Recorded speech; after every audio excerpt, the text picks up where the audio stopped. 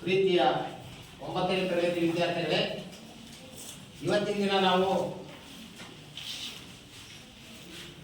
ಹೊಸ ಅಧ್ಯಾಯ ಯಾವುದು ಜೀವಕೋಶದ ಬಗ್ಗೆ ಅಧ್ಯಯನ ಮಾಡೋಣ. ಜೀವಕೋಶದ ರಚನೆ ಮತ್ತು ಕಾರ್ಯ. ಹೌದಲ್ಲ? ಈ ಪಾಠ ಇದೆಯಲ್ಲ, ಜೀವಕೋಶದ ಬಗ್ಗೆ ಎಷ್ಟು ಜನಕ್ಕೆ ಗೊತ್ತಿದೆ? ಗೊತ್ತಿಲ್ಲ. ಹೋದ ವರ್ಷ 8ನೇ ತರಗತಿಯಲ್ಲಿ ಜೀವಕೋಶದ ಬಗ್ಗೆ ಜೀವದ ಮೂಲ ಘಟಕ. ಇವತ್ತಿನ ಅಧ್ಯಾಯದ ಜೀವದ ಮೂಲ ಘಟಕ.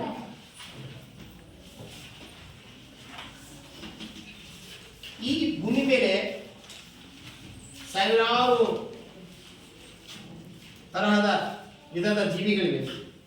ಆ ಎಲ್ಲ ಜೀವಿಗಳು ಇದರಿಂದಾಗಿವೆ ಜೀವಕೋಶ ಎಂಬ ರಚನೆಯಿಂದಾಗಿವೆ. ಇದರಿಂದಾಗಿವೆ ಜೀವಕೋಶ ಎಂಬ ರಚನೆಯಿಂದಾಗಿವೆ. ಹೌದಾ? ಹಂಗಾರೆ ಈಗ ಭೂಮಿಯಲ್ಲಿ ಎಷ್ಟು ತರಹದ ಜೀವಿಗಳಿವೆ? ಸಾಕಷ್ಟು ಅದಾವೆ. ಸಸ್ಯಗಳಿವೆ, ಹೌದಾ? ಪ್ರಾಣಿಗಳಿವೆ, ಸೂಕ್ಷ್ಮ ಜೀವಿಗಳಿವೆ, ಹೌದಲ್ಲ? ಆ ಸೂಕ್ಷ್ಮ ಜೀವಿಗಳಲ್ಲಿ ಸಾಕಷ್ಟು ವಿಧ ಇದೆ. ಹಾಗೆ ಪ್ರಾಣಿಗಳಲ್ಲಿ ಸಾಕಷ್ಟು ವಿಧ ಇದೆ. ಕಶೇರುಕಗಳು, ಅಕಶೇರುಕಗಳು, ಹೌದಲ್ಲ? ಕಶೇರುಕಗಳಂದ್ರೆ ಬೆನ್ನು ಮೂಳೆಯನ್ನು ಹೊಂದಿರುವಂತಹ ಪ್ರಾಣಿಗಳು. ಅಕಶೇರುಕಗಳಂದ್ರೆ ಬೆನ್ನು ಮೂಳೆಯನ್ನು ಹೊಂದಿರದ ಪ್ರಾಣಿಗಳು. ಹಾಗೆ ಸಸ್ಯಗಳಲ್ಲಿ ವಾಹಕ ನಾಳರಹಿತ ಸಸ್ಯಗಳಿವೆ, ವಾಹಕ ನಾಳರಹಿತ ಸಸ್ಯಗಳಿವೆ, ಅದರಲ್ಲಿ ಸೂಕ್ಷ್ಮ ಸಸ್ಯಗಳು ಇವೆ. ಒಂದೇ ಒಂದು ಕೋಶವನ್ನು ಹೊಂದಿರತಕ್ಕಂಥ ಸಸ್ಯಗಳು ಇವೆ, ಜೊತೆಗೆ ಒಂದೇ ಒಂದು ಕೋಶವನ್ನು ಹೊಂದಿರತಕ್ಕಂಥ ಜೀವಿಗಳು ಇವೆ. ಹಾಗೆ ಲಕ್ಷಾಂತರ ಕೋಟ್ಯಾಂತರ ಜೀವಕೋಶವನ್ನು ಹೊಂದಿರತಕ್ಕಂಥ ಜೀವಿಗಳು ನಮ್ಮ ಭೂಮಿ ಮೇಲೆ ಇವೆ. ಹಾಗಾದ್ರೆ ಇವತ್ತು ಮಕ್ಕಳೇ ನಾವು ಇವತ್ತು ಜೀವಕೋಶದ ಬಗ್ಗೆ ಅಧ್ಯಯನ ಮಾಡೋಣ. ಹಾಗಾದ್ರೆ ಈ ಜೀವಕೋಶವನ್ನ ಕಂಡುಹಿಡಿದಂತ ವಿಜ್ಞಾನಿ ಯಾರು? ಯಾರು? ರಾಬರ್ಟ್ ಹುಕ್ ಬಗ್ಗೆ ನಾನು ಒಂದು ಕಥೆಯನ್ನು ಹೇಳ್ತೀನಿ ಕೇಳಿ. ಇವನು ಜೀವಕೋಶವನ್ನ ಕಂಡು ಹಿಡಿದ ಮೇಲೆ ವಿಜ್ಞಾನಿ ಆಗಿದ್ದರು. ಹಾಗಾದ್ರೆ ಅದಕ್ಕಿಂತ ಪೂರ್ವದಲ್ಲಿ ಈ ರಾಬರ್ಟ್ ಹುಕ್ ಯಾರು, ಏನಾಗಿದ್ರು ಅನ್ನೋದ್ರ ಬಗ್ಗೆ ಹೇಳೋಣ. ಈತ ಒಬ್ಬ ಬಟ್ಟೆ ವ್ಯಾಪಾರಿ. ಯಾವ ಬಟ್ಟೆ ವ್ಯಾಪಾರಿ? ರೇಷ್ಮೆ ಸೀರೆಯನ್ನ ಮಾಡ್ತಕ್ಕಂಥ ಒಬ್ಬ ವ್ಯಾಪಾರಿ. ಹಾಗಾದ್ರೆ ರೇಷ್ಮೆ ಸೀರೆ ಮಾಡ್ಬೇಕಾದ್ರೆ ರೇಷ್ಮೆ ಎಳೆಗಳಿಂದ ತಯಾರು ಮಾಡಬೇಕು. ಆತ ರೇಷ್ಮೆಯ ಎಳೆಗಳನ್ನ, ಸೂಕ್ಷ್ಮ ಎಳೆಗಳನ್ನ ಬರಿಗಳಿಂದ ನೋಡಕ್ಕಾಗಲ್ಲ, ಅಷ್ಟು ಸೂಕ್ಷ್ಮ ಇರ್ತವೆ. ಆ ಎಳೆಗಳನ್ನ ನೋಡ್ಲಿಕ್ಕೋಸ್ಕರ ಅವ ಏನ್ ಮಾಡ್ತಿದ್ದ ಅಂತ ಕೇಳಿದ್ರೆ ಮಸೂರುಗಳನ್ನ ಬಳಸಿದ. ಏನು ಬಳಸಿದ? ಮಸೂರುಗಳನ್ನ ಬಳಸಿದ. ಮಸೂರುಗಳಂದ್ರೇನು? ಕಣ್ಣಿಗೆ ಕಾಣಲಾರಂತ ವಸ್ತುಗಳು ಮೇಲೆ ಹೋಗ್ತವೆ, ದೊಡ್ಡದಾಗಿ ಕಾಣ್ತವೆ, ಹೌದಲ್ಲ? ಹಾಗಾದ್ರೆ ಆ ಮಸೂರಗಳನ್ನು ಬಳಸಿ ನಂತರ ಏನ್ ಮಾಡಿದಮ್ಮ, ಅನೇಕ ಮಸೂರಗಳನ್ನ ಜೋಡಿಸಿ ಒಂದು ಸೂಕ್ಷ್ಮದರ್ಶಕ ತಯಾರು ಮಾಡಿದ. ಹಾಗಾಗಿ ಮೊಟ್ಟ ಮೊದಲ ಸೂಕ್ಷ್ಮದರ್ಶಕ ಕಂಡುಹಿಡಿದಂತ ಖ್ಯಾತಿ ಯಾರಿಗೆ ಸಲ್ಲುತ್ತೆ? ರಾಬರ್ಟ್ ಹುಕ್ ಸಲ್ಲುತ್ತೆ. ಯಾರಿಗೆ? Robert Hooke. ಇವರು ಎಷ್ಟರಲ್ಲಿ ಕಂಡುಹಿಡಿದ್ರಪ್ಪ ಅಂತ ಹೇಳಿದ್ರೆ 1665ರಲ್ಲಿ ಕಂಡುಹಿಡಿದ್ರು. ಮೊಟ್ಟ ಮೊದಲ ಸೂಕ್ಷ್ಮದರ್ಶಕ ಕಂಡುಹಿಡಿದಂತ ಖ್ಯಾತಿ ರಾಬರ್ಟ್ ಹುಕ್ ಸಲ್ಲುತ್ತೆ. ನೋಡ್ರಿ, ಇವರು ವ್ಯಾಪಾರ ಮಾಡೋರು ಏನ್ ಕಂಡುಹಿಡಿದ್ರು? ಸೂಕ್ಷ್ಮದರ್ಶಕ. ತಾನು ತಯಾರಿಸಿದ ಸೂಕ್ಷ್ಮದರ್ಶಕದಲ್ಲಿ ಏನ್ ಮಾಡಿದಂತೆ ಕೇಳಿದ್ರು, ಈ ಬೆಂಡಿದೆಯಲ್ಲ, ಕಾರ್ಕ್ ಅಂದ್ರೆ ಬೆಂಡು, ಆ ಬೆಂಡಿನ ಒಂದು ಚೂರನ್ನ ತೆಗೆದುಕೊಂಡು ಅದನ್ನ ಏನ್ ಮಾಡಿದ್ರು, ಮೇಲಿನ ಒಂದು ಎಳೆಯನ್ನ ಸೂಕ್ಷ್ಮದರ್ಶಕದಲ್ಲಿ ನೋಡಿದಾಗ ಈ ಚಿಕ್ಕ ಚಿಕ್ಕ ಕೋಣೆಗಳು ಕಂಡು ಬಂದು. ಈ ತರ ಅದರೊಳಗೆ ಇದ್ವು ಚಿಕ್ಕ ಚಿಕ್ಕ ಕೋಣೆಗಳು ಬಂದು. ಒಂದೊಂದು ಕೋಣೆ ಇದೆ, ಇದಿದ್ದು ಒಂದೊಂದು ಕೋಣೆ ಈ ತರ.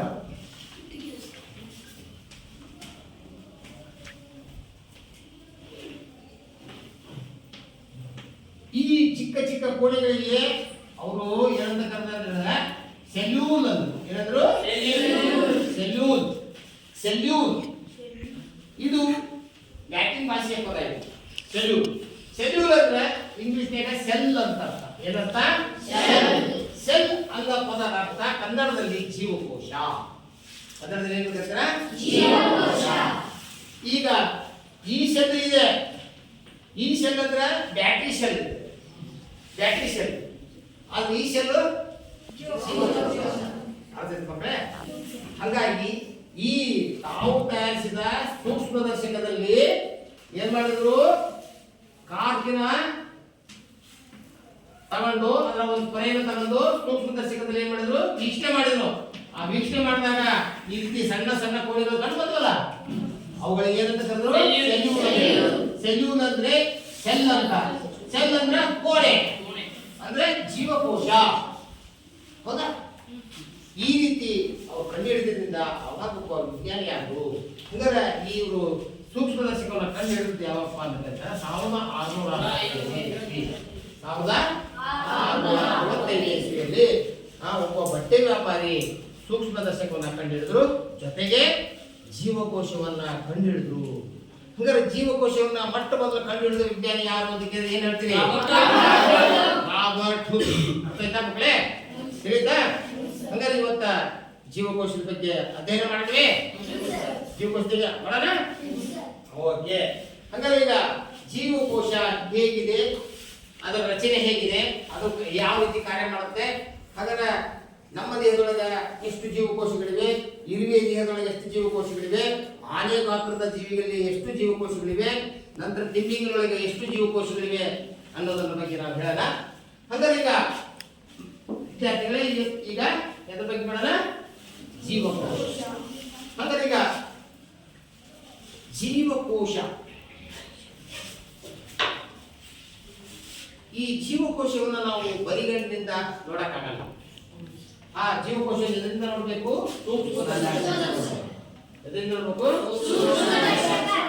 ಸೂಕ್ಷ್ಮದರ್ಶಕದಿಂದ. ಹಾಗಾದ್ರೆ ಈ ಸೂಕ್ಷ್ಮದರ್ಶಕವನ್ನು ಕಂಡುಹಿಡಿದ ವಿಜ್ಞಾನಿ ಯಾರು? Robert Hooke. ಹೌದಾ? ಕಂಡುಹಿಡಿದ್ರು. ನಂತರ ಈಗ ಈ ಸೂಕ್ಷ್ಮದರ್ಶಕ ಗಾತ್ರವನ್ನು ತಿಳಿಯಲಿಕ್ಕೆ ಏನಂತ ಹೇಳ್ತಾರೆ? ಮೈಕ್ರಾನ್ ಇಂದ ಸೂಕ್ಷ್ಮದರ್ಶಕವನ್ನು ಎದರಿಂದ ಅಳಿತಾರೆ? ಜೀವಕೋಶ ಎದರಿಂದ ಅಳಿತಾರೆ? ಮೈಕ್ರಾನ್ ಗಾತ್ರ. ಹಂಗಾರೆ 1 ಮೈಕ್ರಾನ್ ಎಂದ್ರೆ 1/1000 ಮಿಲಿಮೀಟರ್. ಅಂದ್ರೆ 1000 ಭಾಗ.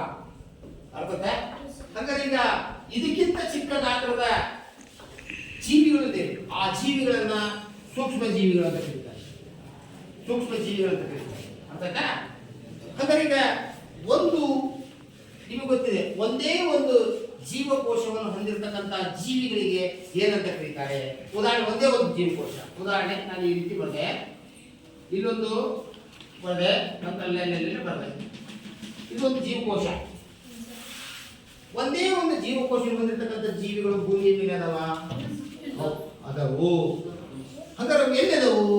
ನಮ್ಮ ಸುತ್ತಮುತ್ತಲು ಇವೆ, ಗಾಳಿಯಲ್ಲಿವೆ, ಮಣ್ಣಿನಲ್ಲಿವೆ, ನನ್ನ ದೇಹದ ಎಲ್ಲಾ ಭಾಗಗಳಿವೆ. ದೇಹದ ಒಳಗೂ ಇವೆ, ದೇಹದ ಹೊರಗೂ ಇವೆ, ನೀರಿನಲ್ಲಿವೆ, ಗಾಳಿಯಲ್ಲಿವೆ, ನಾವು ತಿನ್ನುವಂತ ಆಹಾರದಲ್ಲಿವೆ, ಕುಡಿಯುವಂತ ನೀರಿನಲ್ಲಿವೆ. ಅರ್ಥಾಯ್ತಾ? ಅದಕ್ಕೆ ನಾವು ಪದಾರ್ಥಗಳನ್ನ ತಿನ್ನುವಾಗ ಕ್ಲೀನ್ ತೊಳ್ಕೊಂಡು ತಿನ್ಬೇಕಂತ ಹೇಳ್ತಾರೆ, ಗೊತ್ತಲ್ಲ?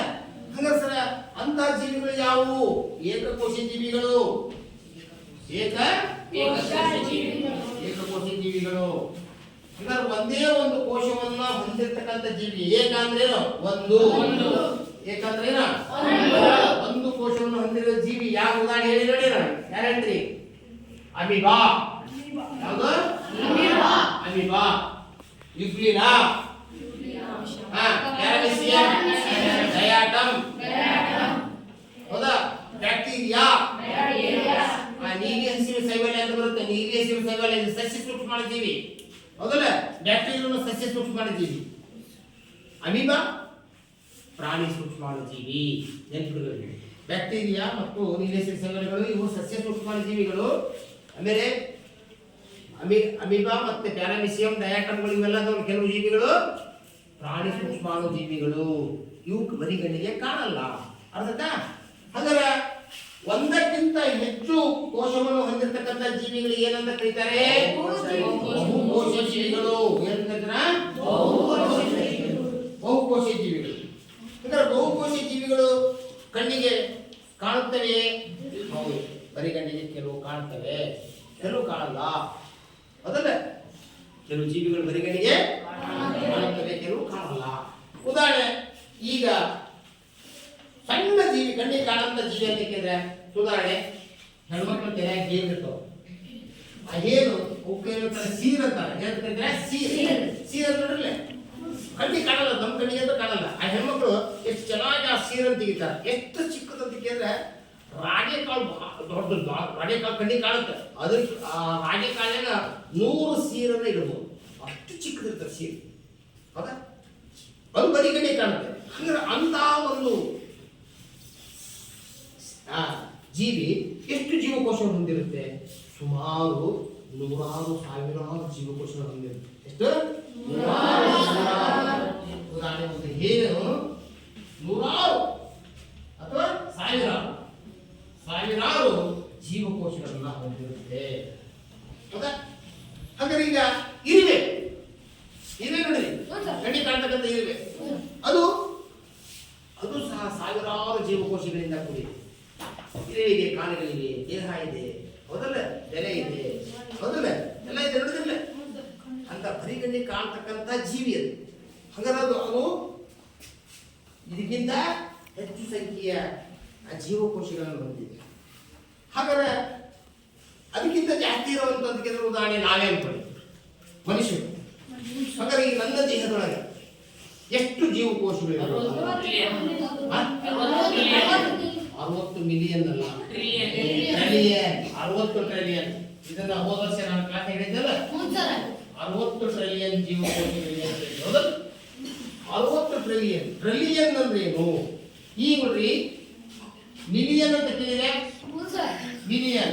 ಮಿಲಿಯನ್ ಆದ್ಮೇಲೆ ಬಿಲಿಯನ್, ಹೌದಲ್ಲ? ಬಿಲಿಯನ್.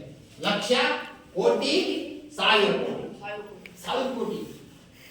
ಲಕ್ಷ, ಕೋಟಿ, 100 ಕೋಟಿ, ಬಿಲಿಯನ್ ಅಂದ್ರೆ 100 ಕೋಟಿ.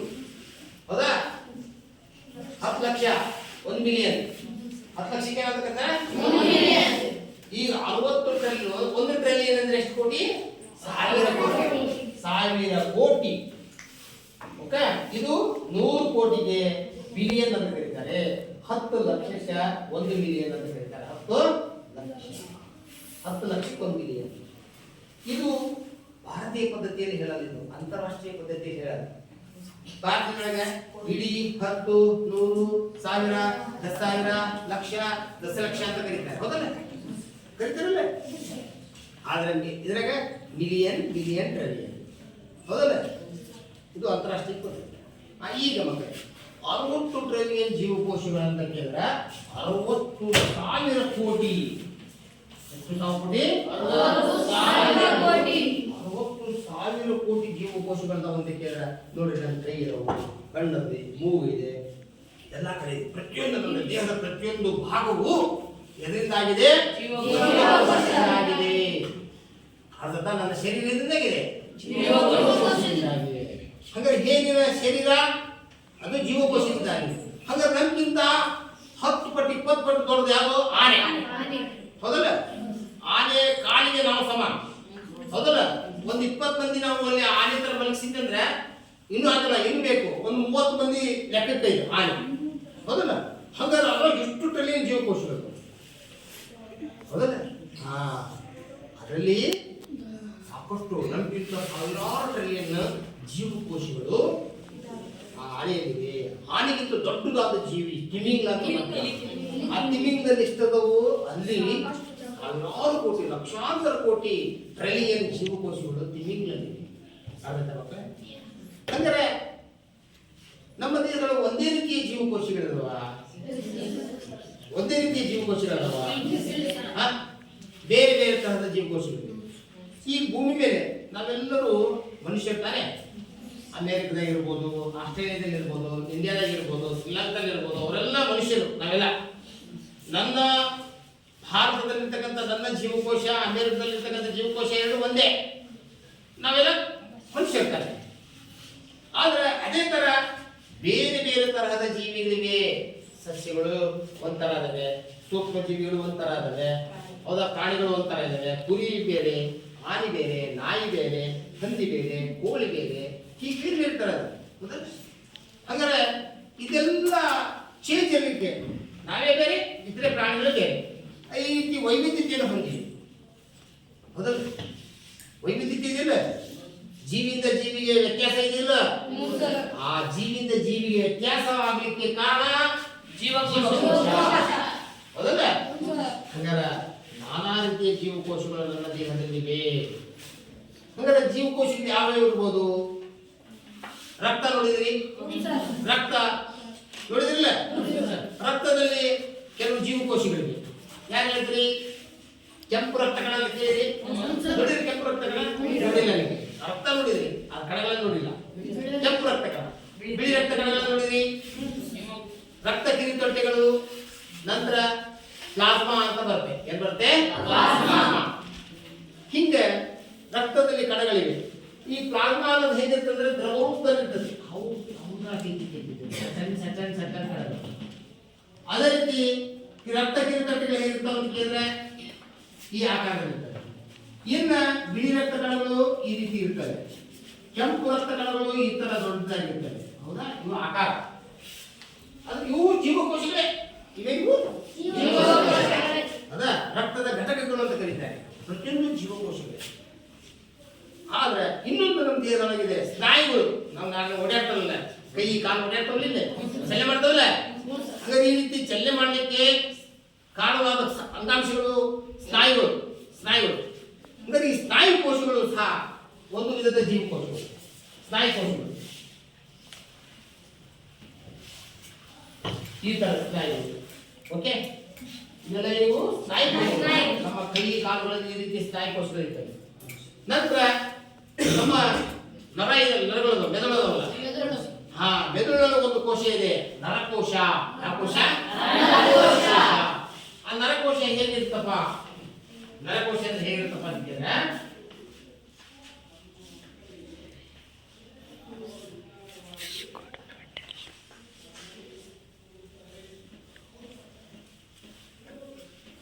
ಇದು ಒಂದು ತರಹದ ಜೀವಕೋಶ.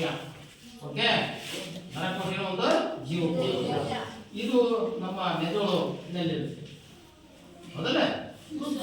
ಈ ಮೆದುಳಿನಲ್ಲಿ ಇದು ಒಂದು ನರಕೋಶ, ಸ್ನಾಯು ಕೋಶ, ರಕ್ತದಲ್ಲಿರುವ ಕೋಶಗಳು. ಹೌದಾ? ಇವೆಲ್ಲವೂ ಒಂದೊಂದು ವಿಧದ ಜೀವಕೋಶಗಳು. ಹಾಗಾದ್ರೆ ನಮ್ಮ ದೇಹದೊಳಗ ಏನದವು? ಅನೇಕ ತರಹದ ಜೀವಕೋಶಗಳು. ಆದ್ರೆ ಅವುಗಳಿಗೆ ಹೆಸರು ಬೇರೆ ಇದೆ. ಅವುಗಳಿಗೆ ಏನಿದೆ? ಹೆಸರು ಬೇರೆ ಇದೆ. ಮಕ್ಕಳೇ, ಹಾಗಾಗಿ ಈ ಜೀವಕೋಶಗಳು ಬೇರೆ ಬೇರೆ ಪ್ರಾಣಿಗಳಲ್ಲಿ ಬೇರೆ ಬೇರೆ ರೀತಿ ಇರ್ತವೆ. ಆದ್ರೆ ಎಲ್ಲಾ ಜೀವಕೋಶಗಳಲ್ಲಿ ಕಂಡು ಬರ್ತಾವಲ್ಲ, ಎಲ್ಲ ದೇಹದಲ್ಲಿ, ಎಲ್ಲ ಪ್ರಾಣಿಗಳಲ್ಲಿ. ಆದ್ರೆ ಕೆಲಸ ಮಾತ್ರ ಒಂದೇ, ಕಾರ್ಯ ಮಾತ್ರ ರಚನೆಯೂ ಇದೇ ರೀತಿ ಇರುತ್ತೆ. ಆದ್ರೆ ಜೀವಕೋಶಗಳು ಏನಾಗ್ತವೆ? ಜೀವಿಯಿಂದ ಜೀವಿಗೆ ವ್ಯತ್ಯಾಸವಾಗುತ್ತಾ ಹೋಗುತ್ತವೆ. ಹಾಗಾಗಿ ಜೀವಿಗಳ ನಡುವೆ ಏನಿದೆ? ವೈವಿಧ್ಯತೆ ಇದೆ. ಜೀವಿಗಳ ನಡುವೆ ಏನಿದೆ? ಅರ್ಥಾಯ್ತಾ? ಈಗ ಜೀವಕೋಶದ ವಿಧಗಳು ಗೊತ್ತಾಗ್ತದೆ. ಈಗ ಮಕ್ಕಳೇ, ಜೀವಕೋಶವನ್ನು ಕಂಡು ಹಿಡಿದ ವಿಜ್ಞಾನಿ ಯಾರು? ಅಂತ ಗೊತ್ತಾಯ್ತು. ಸೂಕ್ಷ್ಮದರ್ಶಕವನ್ನು ಕಂಡು ಹಿಡಿದ ವಿಜ್ಞಾನಿ ಯಾರು? Robert Hooke. ಹಂಗಲ್ಲ, ರಾಬರ್ಟ್ ಹುಕ್ ಯಾರಂತ ನಿಮಗೆ ಈಗಾಗಲೇ ಗೊತ್ತಿದೆ. ಅವನೊಬ್ಬ ವ್ಯಾಪಾರಿ. ಮೊದಲ ರೇಷ್ಮೆಯ ಸೂಕ್ಷ್ಮ ಎಲೆಗಳನ್ನು ನೋಡ್ಲಿಕ್ಕೆ ಮೊಸರುಗಳನ್ನು ಬಳಸ್ತಿದ್ದ. ಅದೇ ಮೊಸರುಗಳನ್ನು ಬಳಸಿ ಏನ್ ಕಂಡು ಹಿಡಿದ? ಸೂಕ್ಷ್ಮದರ್ಶಕವನ್ನು ತಯಾರು ಮಾಡಿದ. ಹಾಗಾಗಿ ಸೂಕ್ಷ್ಮದರ್ಶಕವನ್ನು ತಯಾರು ಮಾಡಿದಂತ ಖ್ಯಾತಿ ಯಾರಿಗೆ ಸಲ್ಲುತ್ತೆ? Robert Hooke. ಅರ್ಥ ಆಯ್ತಾ ಮಕ್ಕಳೇ? ಸರಿ, ಓಕೆ.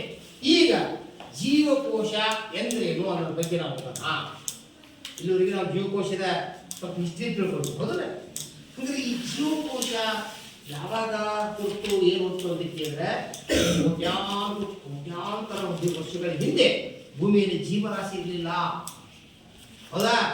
ಅವಾಗ ಭೂಮಿ ಪುನರಚನೆ ಆಗ್ತಿತ್ತು. ಅವಾಗ ಭೂಮಿಯಲ್ಲಿ ದ್ರವ ರೂಪದ ವಸ್ತು ಸಂಗ್ರಹ ಆಯಿತು.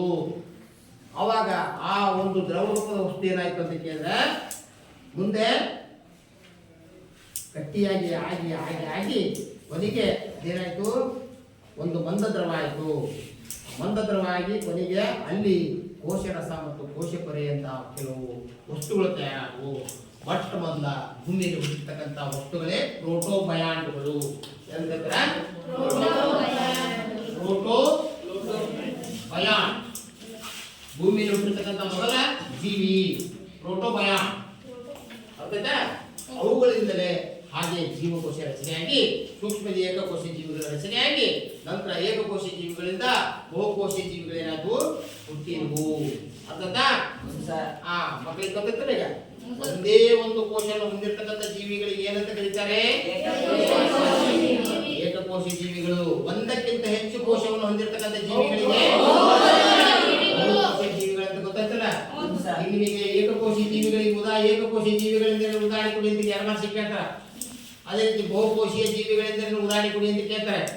ಯಾಕೆ ಬರುತ್ತಲ್ಲ? ಈಗ ಜೀವಕೋಶದ ಬಗ್ಗೆ ತಿಳ್ಕೊಳ್ಳೋಣ. ಹಾಗಾದ್ರೆ ಇಲ್ಲಿವರೆಗೂ ಜೀವಕೋಶದ ಬಗ್ಗೆ ಇಷ್ಟು ತಿಳ್ಕೊಂಡ್ರಿ. ಈಗ ಜೀವಕೋಶ ಎಂದ್ರೇನು ಅನ್ನೋದ್ರ ಬಗ್ಗೆ ತಿಳ್ಕೊಳ್ಳೋಣ.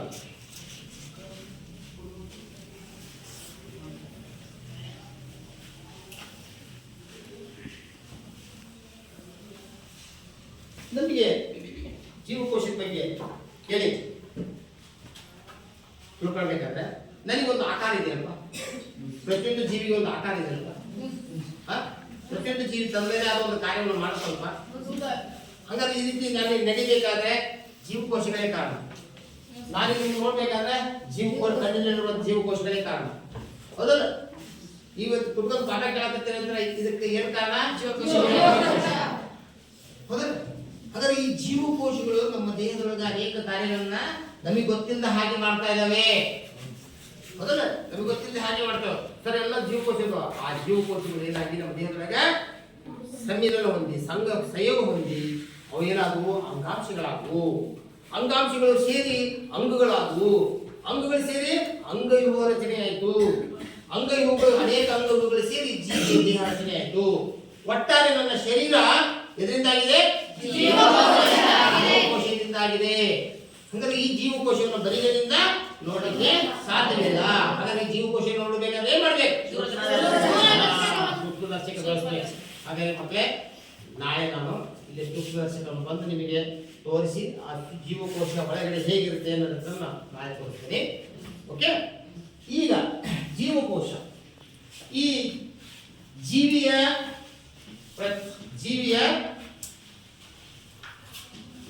ರಚನಾತ್ಮಕ ಹಾಗೂ ಕಾರ್ಯಾತ್ಮಕ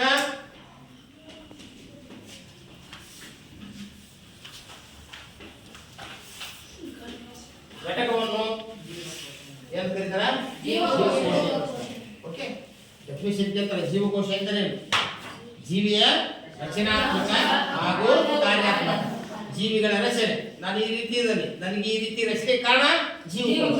ನನ್ನ ದೇಹದೊಳಗೆ ಹಲವಾರು ಕಾರ್ಯಗಳು ಚಟುವಟಿಕೆಗಳು ನಡೀತೇವೆ. ಜೀರ್ಣಕ್ರಿಯೆ ಆಗಿರ್ಬೋದು, ವಿಸರ್ಜನೆ ಆಗಿರ್ಬೋದು, ಅದೆಲ್ಲ ಉಸಿರಾಟ ಆಗಿರ್ಬೋದು, ದೇಹದೊಳಗೆ ರಕ್ತ ಪರಿಚಲನೆ ಆಗಿರ್ಬೋದು, ಇವೆಲ್ಲವೂ ನಡೀತಾ ಇದ್ದಾವೆ. ಅದಕ್ಕೆಲ್ಲ ಕಾರಣ ಯಾವುದು? ಜೀವಕೋಶ. ಹಂಗಾರೆ ಈ ಜೀವಕೋಶ ಹಾಗಾದ್ರೆ ಹೇಗಿದೆ? ಅದರ ಏನಾದ್ರು ಭಾಗಗಳಿದೆಯಾ? ಹಾಗಾದ್ರೆ ನೋಡೋಣ. ಜೀವಕೋಶಕ್ಕೆ ಎಷ್ಟು ಭಾಗಗಳಿವೆ? 3 ಭಾಗಗಳು. ಎಷ್ಟು ಭಾಗಗಳಿವೆ? 3 ಭಾಗಗಳು. ಒಂದನೇದಾಗಿ ಕೋಶಪರೆ. ಕೋಶಪರೆ.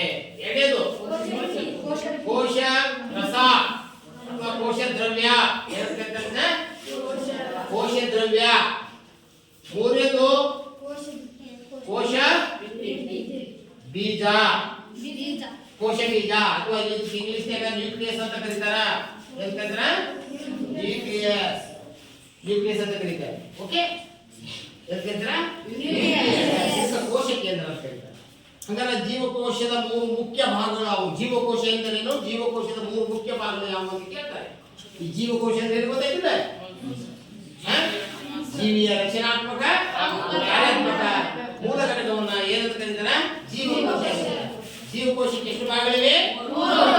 ಒಂದೇದು ಯಾವುದು? ಕೋಶ ರಸ, ಇನ್ನೊಂದು ಅರ್ಥಾಯ್ತಾ? ಹಂಗಾರೆ ಈ 3 ಮುಖ್ಯ ಭಾಗಗಳು ಯಾವ ರೀತಿ ಕಾರ್ಯ ಮಾಡ್ತವೆ, ಅವು ಹೇಗಿದವು ಏನನ್ನೋದನ್ನ ಈಗ ಅಭ್ಯಾಸ ಮಾಡೋಣ. ಓಕೆ, ಈಗ ಮೊದಲಾಗಿ ಕೋಶಪರಿ. ಕೋಶಪರಿ ಎಲ್ಲಿರುತ್ತೆ, ಹೇಗಿರುತ್ತೆ, ಅದು ಏನು ಕಾರ್ಯವನ್ನು ಮಾಡುತ್ತೆ ಅನ್ನೋದ ನೋಡೋಣ. ಈಗ ನೀವು ಒಂದು ಸಸ್ಯಗಳನ್ನು ನೋಡಿದಿರಿ, ಕಾಂಡವನ್ನು ನೋಡಿದಿರಿ, ಎಲೆಗಳನ್ನು ನೋಡಿದಿರಿ, ಹಾಗೆ ನಮ್ಮ ಚರ್ಮ ನೋಡಿದಿರಿ. ಹೌದಲ್ಲ? ಹಾಗಾದ್ರೆ ಚರ್ಮ ಕಿತ್ಕೊಂಡಾಗ ತೆಳುವಾದ ಸ್ವಲ್ಪ ಭಯ ಬರ್ತದೆ ಹೌದಲ್ಲ. ಈ ಬಾಯಿ ಒಳಗ ಲೋಳೆ ಇದೆ, ಗಂಟೆ ಇದಿಲ್ಲ ಅಂಗಳ ಬಾಯಗಳ ಅಲ್ಲಿ ಒಂದು ಊರು ತಗೊಂಡು ಸ್ವಲ್ಪ ಎಳ್ಕೊಂಡು ಅದನ್ನು ನಾವು ಸೂಕ್ಷ್ಮದರ್ಶಕದಲ್ಲಿ ನೋಡಿದ್ರೆ ಅಲ್ಲಿ ಸಹ ಕೆಲವು ಸೂಕ್ಷ್ಮ ಜೀವಿಗಳು ಆ ಕಡೆ ಅಡ್ಡಾದಿಡ್ಡಿಯಾಗಿ ಚಲಿಸ್ತವೆ. ಹಾಗೆ ಈರುಳ್ಳಿ ನೋಡಿದ್ರಿ, ಸಿಪ್ಪೆಗಾಗಿ ಸಿಕ್ಕಿರ್ತೀರಿ, ನೀರು ಹಾಕಿರ್ತೀರಿ, ಮ್ಯಾಕ್ ಸಿಪ್ಪಿ ಆ ಈರುಳ್ಳಿ ಮೇಲೆ ಒಂದು ತೆಳುವಾದ ಪೊರೆ ಬರ್ತದೆ. ಅದನ್ನ ನಾವು ಸೂಕ್ಷ್ಮದರ್ಶಕ ನೋಡಿದ್ರೆ ಅಲ್ಲಿ ಚಿಕ್ಕ ಚಿಕ್ಕ ಕೋಣೆಗಳು ಕಂಡು ಬರ್ತವೆ. ಅವೆಲ್ಲ ಏನು ಜೀವಕೋಶ.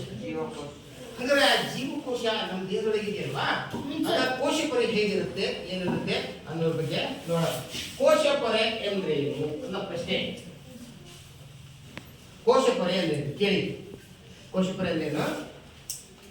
ಜೀವಕೋಶವನ್ನು ಆವರಿಸಿರುವ ತೆಳುವಾದ ಸೂಕ್ಷ್ಮ ಪೊರೆಗೆ ಏನಂತ ಕರೀತೀರಾ?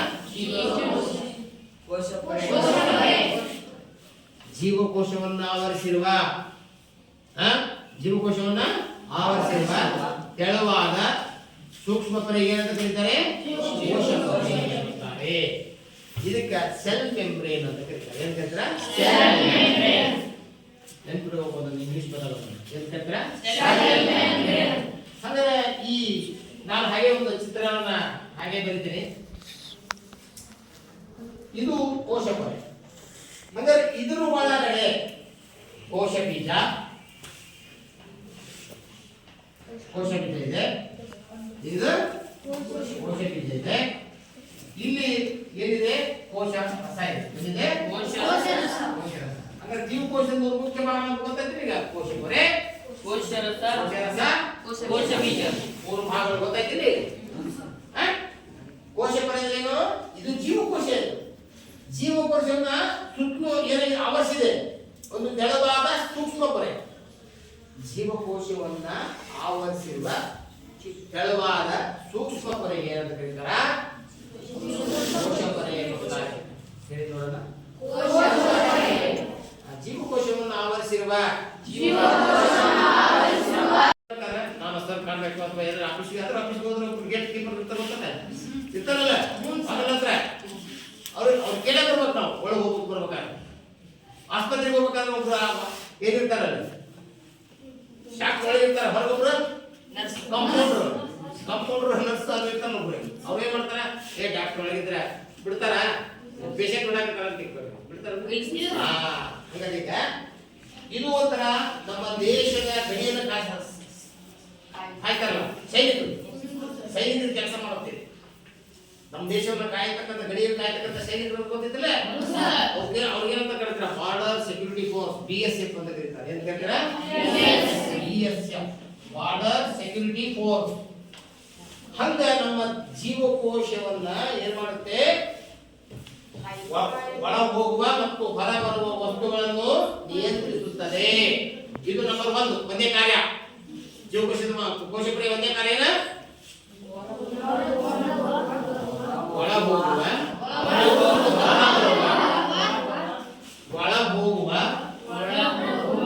ಮತ್ತು ಹೊರ ಬರುವ ವಸ್ತುಗಳನ್ನು ನಿಯಂತ್ರಿಸುತ್ತದೆ. ಇದು ಒಂದೇ ಕಾರ್ಯ. ಎರಡನೇ ಕಾರ್ಯ ಏನ್ ಮಾಡುತ್ತೆ? ಜೀವಕೋಶಕ್ಕೆ ಬೇಕಾಗಿರುವ ವಸ್ತುಗಳನ್ನು ಮಾತ್ರ ಒಳಗೆ ಬಿಡುತ್ತದೆ. ಜೀವಕೋಶಕ್ಕೆ ಬೇಕಾಗಿರ್ತಕ್ಕಂಥ ಇದಕ್ಕೆ ಬೇಕಾಗಿರ್ತಕ್ಕಂಥ ವಸ್ತುಗಳನ್ನು ಮಾತ್ರ ಒಳಗೆ ಬಿಡುತ್ತದೆ. ಜೀವಕೋಶಕ್ಕೆ ಬೇಡವಾದ ವಸ್ತುಗಳನ್ನು ಬಿಡಲ್ಲ. ಇದನ್ನು ಬಿಡಲಿ ಅದಲ್ಲ. ನಂತರ ಎರಡನೇ ಕಾರ್ಯನ ಜೀವಕೋಶಕ್ಕೆ ಬೇಕಾಗಿರ್ತಕ್ಕಂಥ ವಸ್ತುಗಳನ್ನು ಒಳಗೆ ಬಿಡುತ್ತದೆ ಮತ್ತು ಜೀವಕೋಶದಲ್ಲಿ ಉತ್ಪತ್ತಿಯಾದ ತ್ಯಾಜ್ಯ ವಸ್ತುಗಳನ್ನು ಮಾತ್ರ ಹೊರಹಾಕುತ್ತದೆ. ಜೀವಕೋಶದಲ್ಲಿ ಉತ್ಪತ್ತಿಯಾದ ತ್ಯಾಜ್ಯಗಳನ್ನು ಏನಾಗ್ತದೆ? ಹೊರಹಾಕುತ್ತದೆ. ಇದು ಎಷ್ಟೇ ಕಾರ್ಯ? ಒಂದನೇ ಕಾರ್ಯ ಗೊತ್ತಾಯ್ತು. ಈಗ ಎರಡನೇ ಕಾರ್ಯ ಜೀವಕೋಶಕ್ಕೆ ಬೇಕಾಗಿರ್ತಕ್ಕಂಥ ವಸ್ತುಗಳನ್ನು ಒಳಗೆ ಕಳಿಸ್ತದೆ. ನಂತರ ಜೀವಕೋಶದಲ್ಲಿ ಉತ್ಪತ್ತಿಯಾದ ತ್ಯಾಜ್ಯಗಳನ್ನ ನಂತರ ಈ ಕೋಶ ಪೊರೆ ಮಾಡುತ್ತೆ ಅಂತ ಹೇಳಿದ್ರೆ ಜೀವಕೋಶದಲ್ಲಿ ಕಂಡುಬರುವ ಚಿಕ್ಕ ಚಿಕ್ಕ ರಚನೆಗಳನ್ನು ಏನ್ ಮಾಡುತ್ತೆ? ರಕ್ಷಿಸುತ್ತದೆ. ಮತ್ತೆ ಕೆಲಸ ಜೀವಕೋಶದಲ್ಲಿ ಕಂಡುಬರುವ ರಚನೆಗಳನ್ನ ರಕ್ಷಿಸುವಂತ ಕೆಲಸ ಮಾಡುತ್ತದೆ. ಎಷ್ಟೇ ಕಾರ್ಯ ಇದು? ಮೂರನೇ ಕಾರ್ಯ. ಈಗ ನೀವು ಕೋಶ ಪೊರೆ ಎಂದರೆ ಅದರ ಕಾರ್ಯವನ್ನು ಬರೆಯಿರಿ ಅಂತ ಕೇಳಿದ್ರೆ 3 ಮಾರ್ಕ್ಸ್ ಕೇಳಿದ್ರೆ ಬರೆಯಕ್ಕೆ ಬರ್ತದೆ? ತಿಳಿದಿಲ್ಲ? ಇದು ಜೀವಕೋಶ ಎಂದರೇನು ಗೊತ್ತಾಯ್ತು. ಈಗ ಜೀವಕೋಶದಲ್ಲಿ ಕಂಡು ಬರುವ ಎಲ್ಲ ರಚನೆಗಳು ಗೊತ್ತಾಯ್ತು. ನಾನೀಗ ಕೆಲವು ಪ್ರಶ್ನೆಗಳನ್ನು ಕೇಳ್ತೀನಿ, ಆ ಪ್ರಶ್ನೆಗಳ ಉತ್ತರವನ್ನು ನೀವು ಹೇಳ್ತೀವಿ, ಹೌದಾ? ಹಂಗಾರೆ ಈಗ ಮಕ್ಕಳೇ ಹೇಳಿ, ಕರೆಕ್ಟ್ ಹೇಳ್ಬೇಕು. ಇನ್ನೊಂದ್ಸಲ ಹೇಳ್ಬೇಕಾ? ಈಗ ಇದು ಕೋಶ ಪೊರೆಪ್ಪ. ಕೋಶ ಪೊರೆ ಅಂದ್ರೆ ಈಗಾಗಲೇ ಹೇಳಿದ್ದೇನೆ, ಏನು? ಜೀವಕೋಶವನ್ನು ಆವರಿಸಿರುವ ತೆಳುವಾದ ಸೂಕ್ಷ್ಮ ಪೊರೆಗೆ ಇದು ತಿಳಿತಾ? ಅರ್ಥ ಆಯ್ತಾ? ತಿಳಿತಾ? ಜೀವಕೋಶವನ್ನು ಆವರಿಸಿರುವ ತೆಳುವಾದ ಸೂಕ್ಷ್ಮ ಪೊರೆಗೆ ರಾಜಪಕ್ಷ ಏನಂತ ಕರೀತಾರ? ಕೋಶ ಪೊರೆ. ಈ ಕೋಶ ಪೊರೆ ಏನ್ ಕೆಲಸ ಮಾಡುತ್ತದೆ? ಇದು ಒಳಗೆ ಹೋಗುವ ವಸ್ತುಗಳನ್ನ ತಡೆಯುತ್ತದೆ, ನಿಯಂತ್ರಿಸುತ್ತದೆ. ಅರ್ಥಾಯ್ತಲ್ಲ? ಒಟ್ಟಾರೆ ಯಾಕೆ ಕೆಲಸ ಮಾಡುತ್ತೆ ಅಂದ್ರೆ ನಮ್ಮ ದೇಶವನ್ನ ಕಾಯ್ತಕ್ಕಂಥ ಗಡಿ ಕಾಯ್ತಿರಲ್ಲ ಅಂದ್ರೆ ಈಗ ಪಾಕಿಸ್ತಾನದ ಈ ಕಡೆ ಇಂಡಿಯಾಕ್ಕೆ ಬರಂಗಿಲ್ಲ, ಇಂಡಿಯಾದ ಪಾಕಿಸ್ತಾನಕ್ಕೆ ಬರೋದಲ್ಲ, ಅವ್ರು ಕಾಯ್ತಾರ, ನಾವು ಕಾಯ್ತೇವೆ, ಹೌದಲ್ಲ? ಗಡಿ ಕಾಯಕ. ಹಂಗ ಏನಿದು ಜೀವಕೋಶಕ್ಕೆ ಬೇಕಾಗಿರ್ತಕ್ಕಂಥ ವಸ್ತುಗಳನ್ನು ಮಾತ್ರ ಒಳಗಿರುತ್ತೆ, ತ್ಯಾಜ್ಯ ವಸ್ತುಗಳನ್ನ ಹೊರಗೆ ಹಾಕುತ್ತದೆ, ಹೌದಲ್ಲ? ಮತ್ತು ಜೊತೆಗೆ ಜೀವಕೋಶದ ಒಳಗಿನ ರಚನೆಗಳನ್ನು ಏನ್ ಮಾಡುತ್ತದೆ? ರಕ್ಷಿಸುತ್ತದೆ. ತಿಳಿತನ? ಈಗ ನಾನು ಕೆಲವು ಇಷ್ಟು ಇಲ್ಲಿವರೆಗೆ ಹೇಳಿದಲ್ಲ, ಕೆಲವು ಪ್ರಶ್ನೆಗಳನ್ನು ನಾನು ಕೇಳ್ತಾನೆ, ನೀಟಾಗಿ ಉತ್ತರ ಹೇಳ್ತಾನೆ. ಈಗ ಜೀವಕೋಶವನ್ನ ಮೊಟ್ಟ ಮೊದಲು ಕಂಡು ಹಿಡಿದ ವಿಜ್ಞಾನಿ ಯಾರು?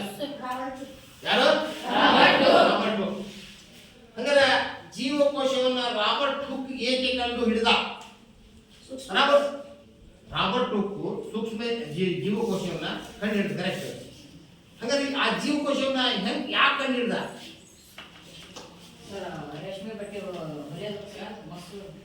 ರೇಷ್ಮೆ ಬಟ್ಟೆ ಹೊಲಿಯುತ್ತೆ. ರೇಷ್ಮೆಯ ಸೂಕ್ಷ್ಮ ಎಳೆಗಳನ್ನ ನೋಡೋದಕ್ಕೆ ಅವ್ರು ಏನ್ ಮಾಡಿದ? ಮೊಸರುಗಳನ್ನು ಬಳಸಿದ್ದ. ಆ ಮೊಸರುಗಳನ್ನು ಬಳಸ್ತಿದ್ದಲ್ಲ, ಆ ಮೊಸರುಗಳನ್ನ ಏನು ಒಂದ್ಸಲ ಜೋಡಿಸಿ ಅವ್ರು ಏನ್ ಮಾಡಿದ? ಒಂದು ಸೂಕ್ಷ್ಮದರ್ಶಕ ತಯಾರು ಮಾಡಿದ. ಸೂಕ್ಷ್ಮದರ್ಶಕ ತಯಾರು ಮಾಡಿದ ಸೂಕ್ಷ್ಮ ಎಳೆಗಳನ್ನ ನೋಡಿದ, ರೇಷ್ಮೆ ಎಳೆಗಳನ್ನ. ಅದರ ನಂತರ ಏನ್ ಮಾಡಿದ? ಒಂದು ಕಾರ್ಪ್ ಅಥವಾ ಒಂದು ಬೆಂಡನ್ನ ತಗೊಂಡು, ಅದು ಸೂರನ್ನು ತಗೊಂಡು ಸೂಕ್ಷ್ಮದರ್ಶಕದಲ್ಲಿ ಇದು ಮಾಡಿದಾಗ ಚಿಕ್ಕ ಚಿಕ್ಕ ಕೋಣೆಗಳನ್ನು ಕಂಡು ಬಂದು, ಆವಾಗ ಅವ ಏನಂತ ಕರೆದವಕ್ಕ? ಹೀಗೆ ಅವನು ಜೀವಕೋಶವನ್ನ ಕಂಡು ಹಿಡಿದ ಅಂತ ಬರೀಬೇಕು. ಹೇಳಿದ್ದಲ್ಲ, ಹೇಳಿಲ್ವಾ? ಹೌದಲ್ಲ? ಸರಿ, ನೆಕ್ಸ್ಟ್ ಹುಡುಗ. ಈಗ ಜೀವಕೋಶ ಎಂದರೇನು? ಜೀವಿಯ ರಚನಾತ್ಮಕ ಹಾಗೂ ಕಾರ್ಯಾತ್ಮಕ ಘಟಕವನ್ನು ಜೀವಿಯ ರಚನಾತ್ಮಕ ಹಾಗೂ ಕಾರ್ಯಾತ್ಮಕ ಮೂಲ ಘಟಕವನ್ನು ಏನಂತ ಕರೀತಾರೆ? ಜೀವಕೋಶ. ಓಕೆ. ಈಗ ಜೀವಕೋಶದ 3 ಮುಖ್ಯ ಭಾಗಗಳು. ಸರ್, ಒಂದೇ ಕೋಶ ಪೊರೆ ಸರ್.